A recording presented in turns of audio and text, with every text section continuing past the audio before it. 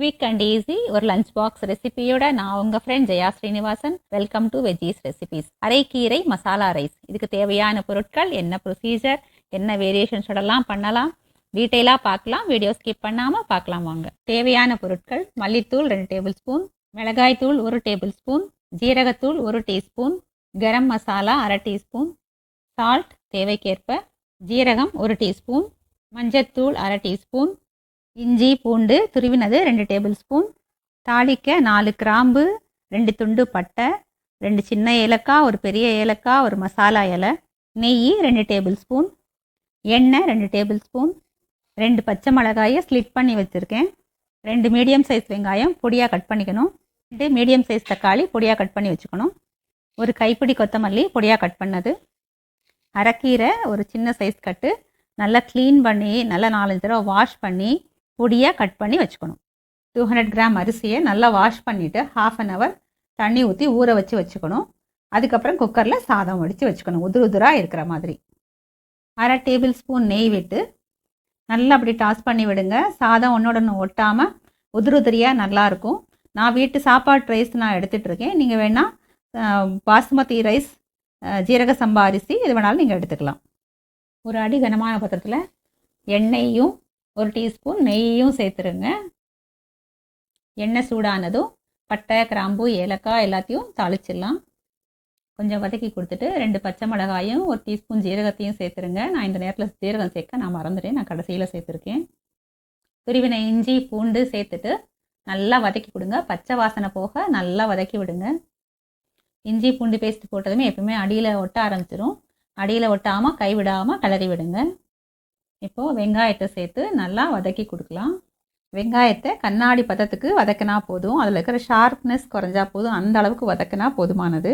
ஒரு பிஞ்சு சால்ட்டு சேர்த்துடலாம். இதனால் வெங்காயம் வந்து ஈரப்பதத்தோட சாப்பிடும்போது நல்லா டேஸ்ட்டாக இருக்கும்.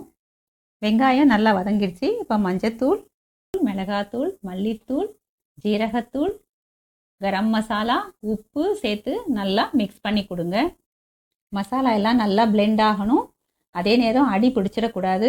அதோட பச்சை வாசனை போகணும். அந்த அளவுக்கு நம்ம நல்லா வதக்கி எடுத்துக்கணும். நான் ஸ்டார்டிங்லேயே ஜீரம் சேர்க்க மறந்துட்டேன், நான் இப்போ சேர்த்துக்கிறேன். தக்காளியை சேர்த்துருங்க. நல்லா மிக்ஸ் பண்ணி கொடுங்க. தக்காளியும் வேகட்டும். அதில் இருக்கிற ஜூஸ்னால் இந்த மசாலாவும் நல்லா ஃப்ளேவர்ஃபுல்லாக நல்லா வெந்துடும். இது நல்லா பிளெண்ட் ஆகட்டும். ஸ்டவ்வை கொஞ்சம் சிம்மில் வச்சிடலாம். மூடி போட்டு வேக வச்சுருவோம். மூடி திறந்து பார்க்கலாம். பாருங்கள் எவ்வளோ நல்லா ஜூஸியாக இருக்குது. ஒரு முறை நல்லா மிக்ஸ் பண்ணி கொடுத்துட்டு இப்போ கீரையை சேர்த்துடலாம். அரைக்கீரையில் கால்சியம், பொட்டாசியம் அதிகமாக இருக்குது. அதனால் போன்ஸுக்கும் ஹார்ட்டுக்கும் ரொம்ப நல்லது. குழந்தைங்களும் இந்த மாதிரி ரைஸாக செஞ்சு கொடுத்துட்டோன்னா நல்லா விரும்பி சாப்பிட்ருவாங்க. கீரையை நல்லா மிக்ஸ் பண்ணி கொடுத்துடலாம். மசாலாவோடு சேர்ந்து நல்லா மிக்ஸ் பண்ணி கொடுங்க.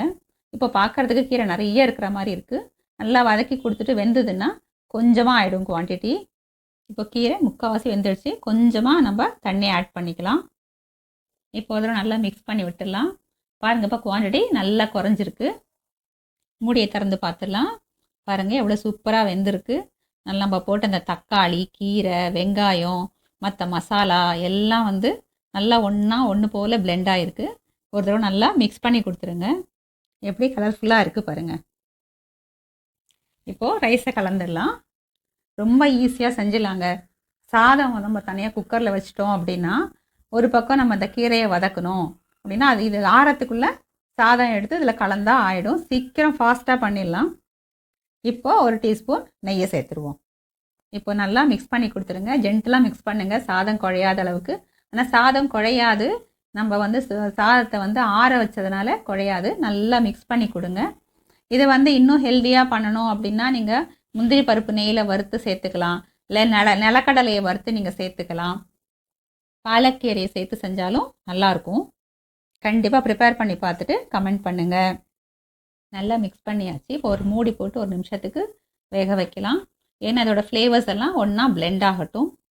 இப்போ மூடியை திறந்து பார்த்துருவோம்.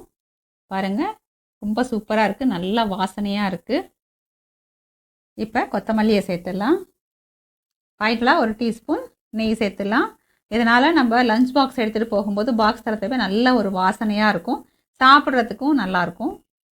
நான் இப்போ ஒரு முடி லெமன் புழிய போகிறேன். இது ஆப்ஷனல் தான், வேணும்னா புழிஞ்சிக்கலாம், இல்லைன்னா பரவாயில்ல. ரெசிபி பிடிச்சிருந்தா லைக் பண்ணுங்கள், உங்கள் ஃப்ரெண்ட்ஸ் அண்ட் ஃபேமிலியோட ஷேர் பண்ணுங்கள். நல்லா ஃபைனலாக ஒரு தடவை மிக்ஸ் பண்ணி கொடுத்துட்டு சர்வ் பண்ணிடலாம். நாங்கள் இன்றைக்கி தயிர் பச்சடியோடு சாப்பிட போகிறோம். நீங்களும் சமைச்சு பார்த்துட்டு ஃபேமிலியோடு சாப்பிட்டு என்ஜாய் பண்ணுங்கள். ப்ளீஸ் சப்ஸ்கிரைப் பண்ணுங்கள். தேங்க்ஸ் ஃபார் வாட்சிங்.